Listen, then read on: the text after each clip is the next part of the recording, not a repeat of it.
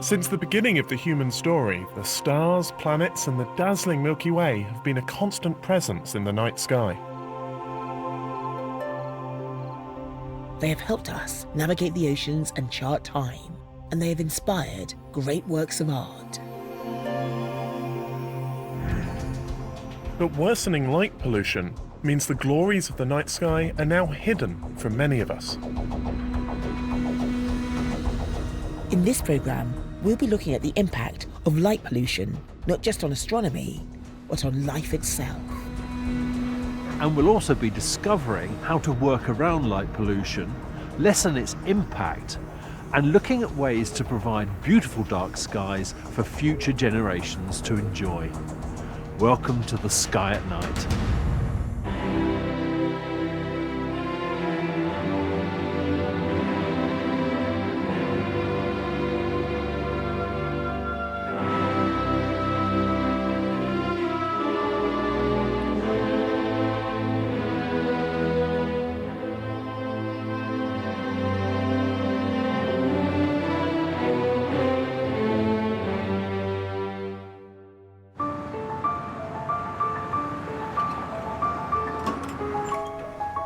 Here in London, a new attraction is the Van Gogh experience.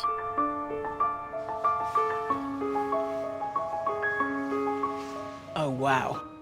We're here to experience one of the artist's most famous paintings, Starry Night. Well, this is impressive, isn't it? This is amazing. It's like being inside the picture. Yes. I mean, I think it does portray that. It gives you the impression of being out under an impressive stellar sky and your mind whirling because of what you're seeing. Yes. I think he drew this when he was actually in an asylum suffering from depression. So I'd like to think of this as the antithesis. You know, he's in a horrible place, but this is where he'd like to be. Yeah, looking out at the universe. And I like the fact it's a real night sky, though obviously it's not a technical drawing. It's swirly and impressionistic. I think that's Venus up there, the crescent. I think it must be. So I like to think this is actually what he was seeing from outside his window. Just seeing it makes me feel quite peaceful, and that's what seeing the night sky makes me do. It just sort of relaxes me, and I think we need more of that. I think what's interesting is you can imagine a modern version. You'd have to light the church and put streetlights in. It's very hard to experience being under a dark sky like this. Ever since industrialisation, astronomers have complained that the night sky isn't as dark as it used to be. But over the last decade, we've been able to combine satellite data with ground observations to quantify the problem. And it's not just astronomers who are interested in the data. Chris spoke to Kevin Gaston, a biologist at the University of Exeter. Well, Kevin, thank you for talking to us. What do we know about the conditions of our skies? How bad are things? I think we're learning very quickly that they're much worse than we imagined. Something like 80% of the world's population is living under light polluted skies, and that's nearer to 99, 100% of the population in Europe. Is there a way of quantifying what's going on? Can we say something about how bad things are and whether it's getting worse or getting better? If we just take the raw data that satellites are directly measuring, we estimate that between 1992 and 2017, so about a 25-year period, emissions have grown by about 49%. But as we undergone sort of lighting technological revolution, bring in LEDs, which emit much more in the blue very commonly, we've had to explore ways of, if you like, adjusting the calculations to understand just how important and significant those blue emissions are. The satellites that have been used over the last 25 or more years have been very limited in their detection of emissions in the blue. So that sounds like things are worse than we expected. If we then adjust for the bits in the blue and the shift to LEDs, that's at least 200%, 270%, and maybe a lot more than that. So we've been quite drastically underestimating what's happening. Obviously it matters to astronomers because we want a view of the sky, but there's a broader issue here. Why does light pollution matter? Biological processes and their timings are foremost driven by two things. They're driven by temperature and they're driven by light. And what we're doing here is we're messing around with those light signals. So it affects organisms' physiology, it affects their behavior, it affects where their ability to know where they are in the season.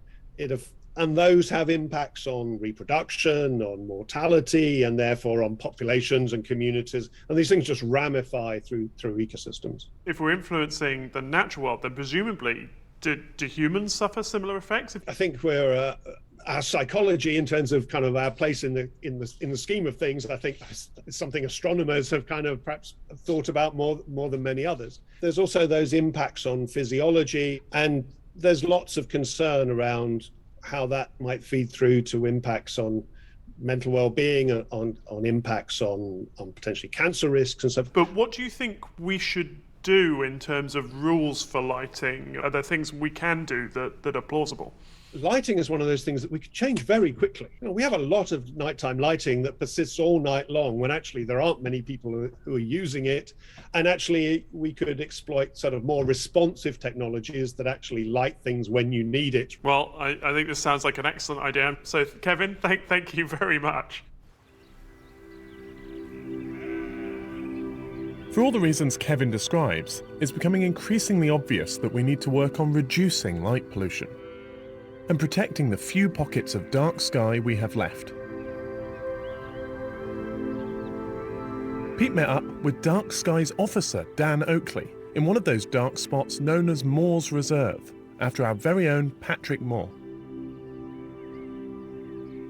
So Dan, we're in this fantastic location here. Where exactly are we? We're in South Downs National Park. Okay. We're at a site called Old Winchester Hill, and you can see all around us we've got this lovely rural landscape, but we've got lovely big cities all the way to the south that provide us with all the light pollution. Portsmouth is about 15 miles away. We've got Gosport, Yes. all the way around to Winchester, which Right. is over that hilltop over there.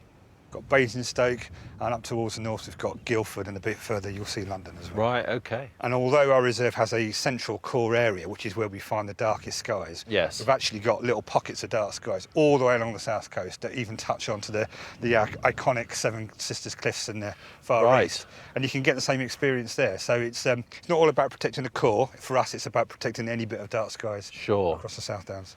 So in order to meet the dark sky reserve criteria, how dark does it actually need to be? Is there a value that you measure? So we have to use a sky quality meter. Oh, yes. Which is a little device that I point to the sky, and it measures the brightness in a small patch of the sky. Right. Converts it to a number, compares that to the Bortle scale, and from there we can compare ourselves to other sites worldwide. Okay. I mean, we're definitely level 4, which is a rural, and as you can Right. tell, we are properly rural. But we're a good rural sky. We know we can see the Milky Way here, which is the important. Oh, thing for that's dark sky. amazing, yes. So I mean, that's where people start their experience from. So all these people on the south coast, they've got half an hour and they can come and see their home, the Milky Way, and That's get pretty started. amazing, yeah. Yeah. I should explain that the Bortle scale it's a 9-grade scale, isn't it? A 9-point scale where 1 is ridiculously dark and 9 is what you get if you were living in a city. So 4's pretty good. 4's good. I mean, I'd love to be a 3, but there's just too many people living here, which is great because they can enjoy it. And Yeah. For me, it's the experience rather than the absolute measure, I think. Well, I'm really excited to come back and have a look at the sky when it's dark tonight. So hopefully the clouds will disappear and we'll get a view of the stars. Yeah, no worries. See you later.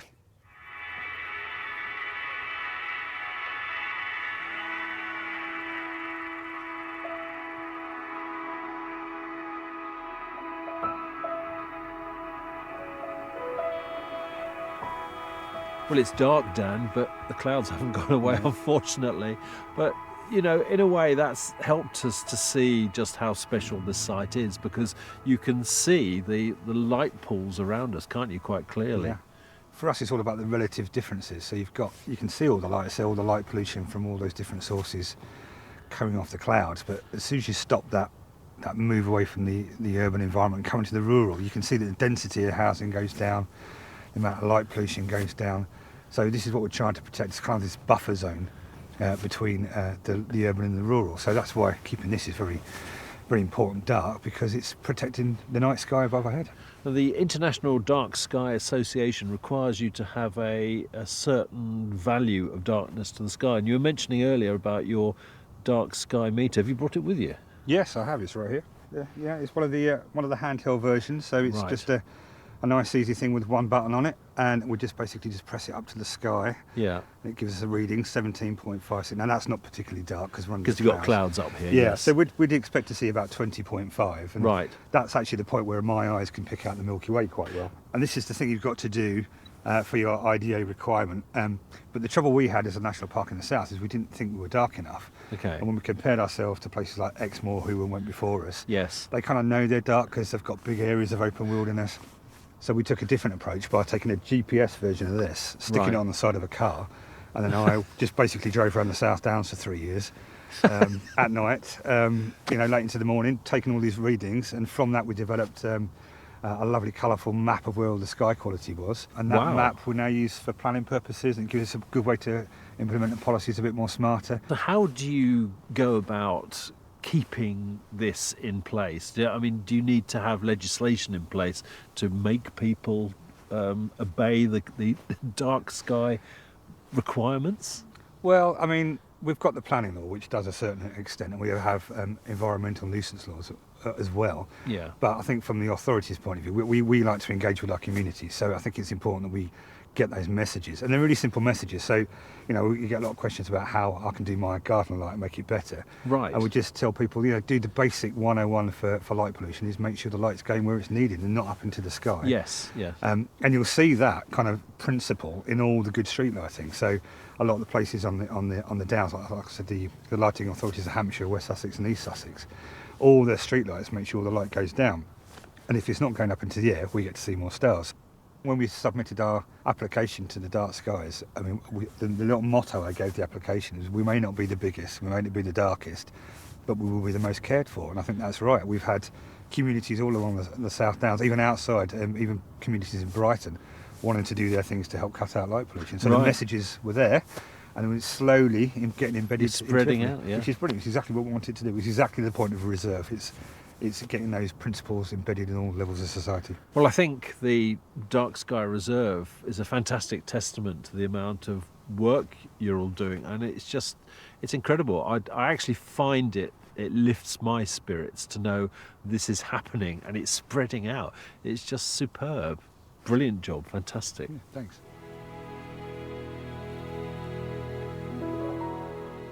Around 80% of us now live in bright urban areas, and many have to travel significant distance to experience dark skies like these. But that doesn't mean you're out of luck. Chris went to meet a group of astronomers who are determined to show that wherever you live, you can still enjoy the night sky. Astronomy group the Baker Street Irregulars have been preaching the gospel of inner city astronomy for over 10 years.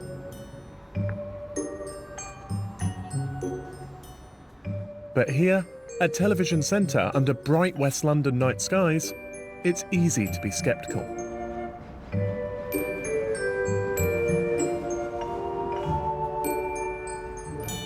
Well, gentlemen, I've observed in some ridiculous places for the sky at night, but I think this wins the award. What are we doing here? Why are we in the middle of London trying to look at the sky? Well, we just want to prove that good astronomy can be done from any location regardless of the conditions. So it doesn't matter if you're in the middle of a city, it doesn't matter if you're in the middle of the light pollution, good astronomy can still be done, no problem. So we just offer to prove this. What are the simple tips for people who want to observe with the naked eye from the middle of a city? What can you do to help? Well, one thing that you can do is move away from local light pollution. So don't have any lights immediately in your surroundings or go into a relatively locally dark area. Dark adapt your eyes. Get used to being outside in the dark. Absolutely, yeah. Take somewhere between 20 and 40 minutes for full dark adaptation, and you'll see a lot more. You three and your group have been really ambitious. So what have you gone on to do from inner city skies? From inner city skies, Yeah. I mean, we've all branched out in various directions, which is why we've got a little group here today. We have ISS imaging here. We have people who like night vision devices. Yeah. Well, let's go in order. Let's Yeah. talk about the space station, because I think there's something about seeing the space station in the sky and waving at it that really Yes. appeals to people. But you've taken it much further than that.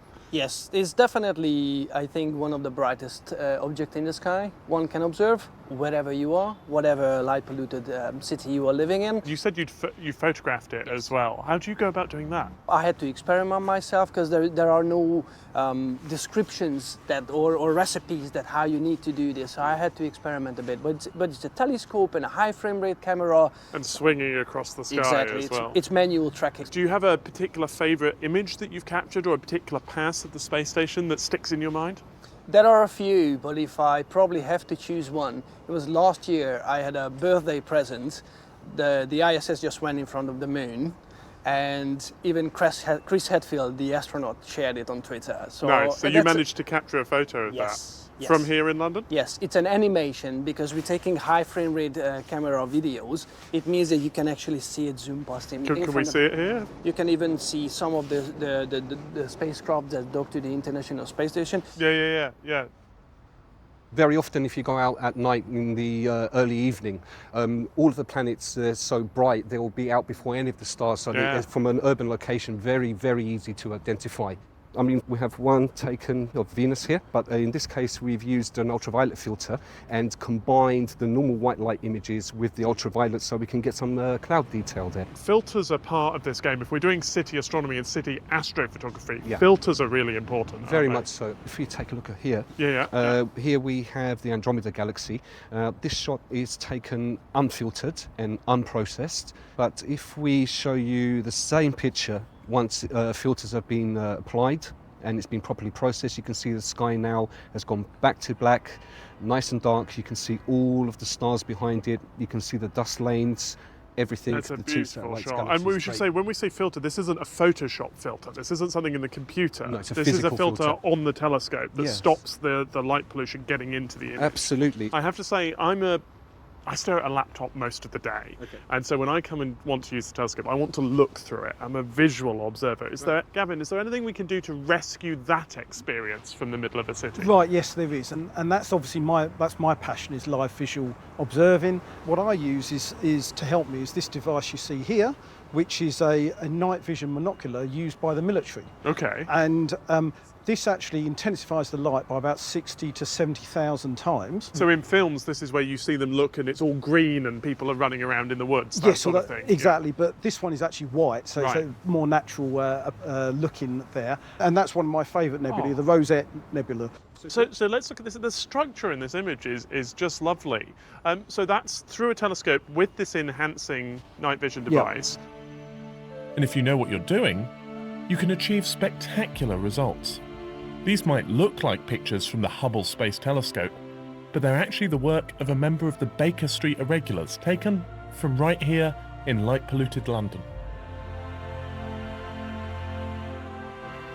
Well, it's brilliant and important work that you're all doing. Keep it up, and let's enjoy the sky wherever we are. You're welcome. Thank you.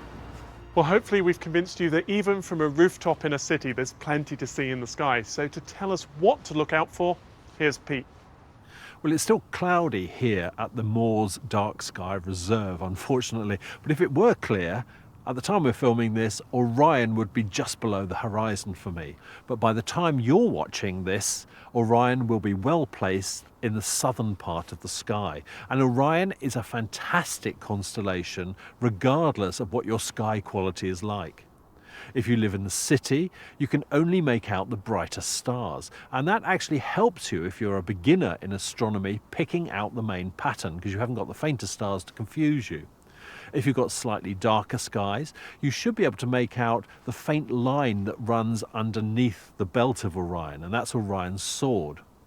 If you've got binoculars or a small telescope, then have a look at the sword. Right in the centre, you should be able to make out a misty patch, which is the Orion Nebula, Messier 42. Now, if you look up at the belt again and use binoculars, you should be able to make out some fainter stars around that. And the reason for that is that this is the region occupied by an open cluster known as Colander 70. Now you can use the belt again to good effect because it's a good measure, a sky ruler if you like. You basically identify the line made by the belt and then look at the star on the left hand or eastern side of the belt, that's Alnitak, and imagine that's a pivot point. Then if you rotate the belt by 90 degrees in an anti-clockwise fashion around that point, Where the free end ends up, that points to Messier 78, another region of nebulosity.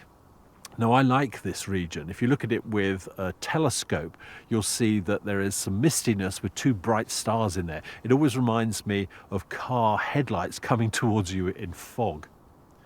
Now, if you go back towards Alnitak, that's the star on the left-hand edge of Orion's belt, and you've got slightly darker skies still, you should be able to make out an area of nebulosity just to the east or the left of that star.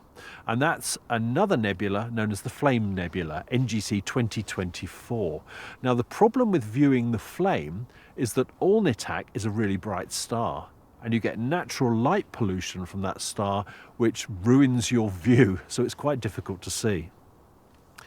Now, the next object is really quite tough, and you need to have really dark skies, a big telescope, or an astrophotography setup to see it.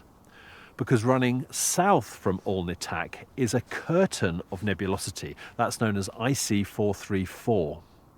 Now, to the east of that curtain, there are fewer stars. And the reason for that is there's a big dark cloud blocking the way. Now, there's a finger of that cloud which sticks out in front of that curtain of nebulosity. And that finger forms a silhouette which looks exactly like the profile of a knight piece from a chess game. And that's known as the Horsehead Nebula, or Barnard 33. But that is a really tough target to see visually. Now, if you have really dark skies, then consider taking a wide field photograph of Orion, a long exposure wide field photograph, because then you should be able to make out Orion's alter ego. There's a huge loop of nebulosity that surrounds the main pattern. That's called Barnard's Loop. And around the stars which form Orion's head, there's another circular patch of nebulosity. And that's the Lambda Orionis Nebula, or the Angelfish Nebula. Now, those two circular features taken together give Orion his alter ego. He looks just like a giant snowman in the sky. Now, as anyone who's taken a long exposure photo of the heavens will know, it's increasingly common to have your picture ruined by streaks of light produced by orbiting satellites. But this form of light pollution is nothing new, as Maggie has been finding out. In 1997, the Iridium program was born. The dream was to start a new era in mobile telephony using satellites. Imagine great connectivity no matter where you are in the world. But there were problems. Firstly, the Iridium program needed a lot of satellites. And secondly, each satellite had a large antenna, which was highly reflective. The early satellites caused an Iridium flare, a novelty in the night sky that was enthusiastically photographed by some, but which was a visual nuisance to others. The trouble was, the 66 satellites worked like a dream, a technological triumph. And now, the idea has been replicated on a massive scale. SpaceX and others are in the process of installing 42,000 satellites into low Earth orbit. These mega constellations will provide internet to remote areas. The impact that these thousands of satellites may have on optical observations is easy to appreciate, but other forms of astronomy are also in danger, as I found out from Tim Stevenson from the Square Kilometre Array Observatory. Hi Tim, it's lovely to speak to you. And we've got this glorious image, an artist's impression of the Square Kilometre Array. But can you tell us what it's going to do? The two telescopes will be the two largest radio telescopes ever built, and size matters when it comes to radio telescopes. You get higher resolution and you get greater sensitivity. So we're exploring a larger region of the universe than we were before. So what sort of things can you pick up with radio astronomy? You can explore both the structure and evolution of our galaxy in very, very high resolution, but also the structure and the evolution of the broader universe. We've been talking about sort of optical telescopes and the challenge of sort of having dark skies and light pollution. Do we have similar problems with radio astronomy? 5 years ago, most of the emitters that would cause us problems from space were stationary in the sky, geostationary.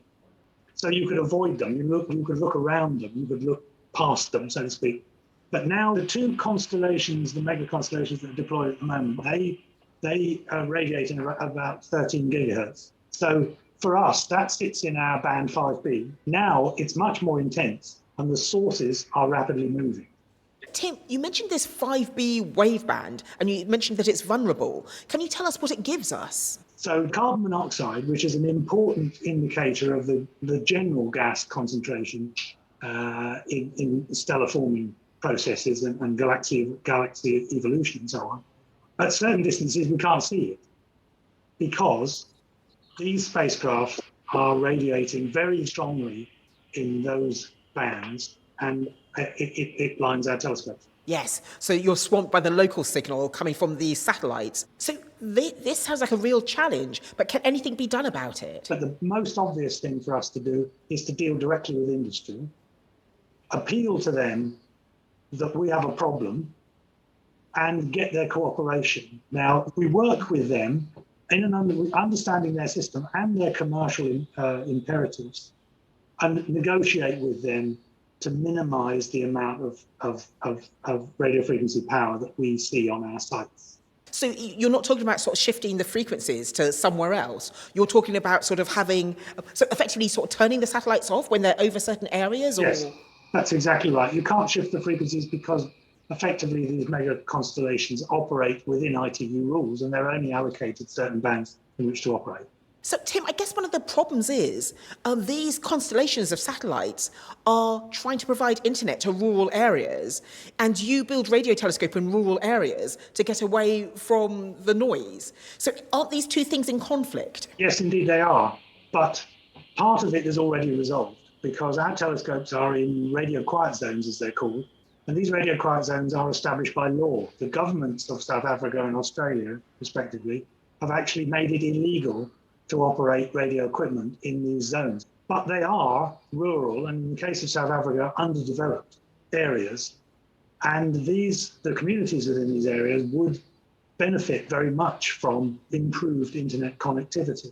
Well, I hope the negotiations go well. And as you say, we're all scientists and engineers sort of working together, so hopefully solutions can be found.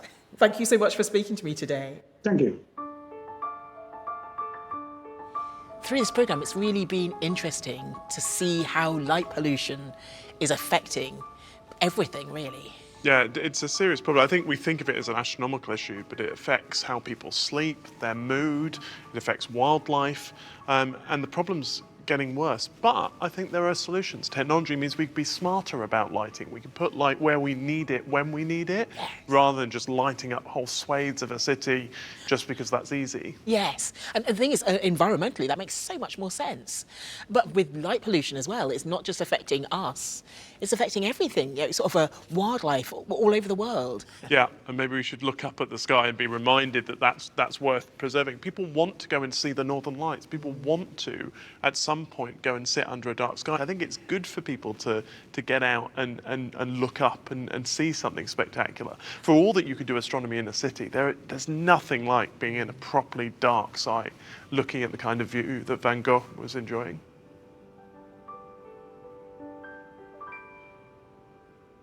That's all for this month, and so until next time from this starry night, A happy new year to you from everyone here at the Sky at Night. And as always, good night.